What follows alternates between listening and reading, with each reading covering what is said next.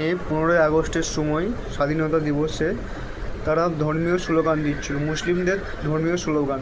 ঠিক আছে, এই ভিডিওটা পুরো ভালো করে দেখেন আর প্রচুর পরিমাণে শেয়ার করেন।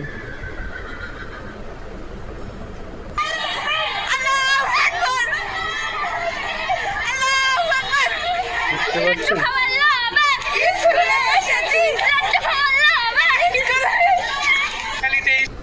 তারপরে সোশ্যাল মিডিয়া থেকে ক্ষমা প্রার্থী চেয়েছে। ঠিক আছে, দেখেন ভিডিওটা। আমরা বুঝতে পারিনি যে এতদূর চলে যাবে। আমরা খুবই খারাপ একটা কাজ করে ফেলেছি। আমরা হয়তো দেশকে অসম্মান করে ফেলেছি। এর জন্য আমরা ক্ষমা এনাদেরকে কেউ শিখিয়ে দিয়েছে, নাহলে এনারা বলবে না।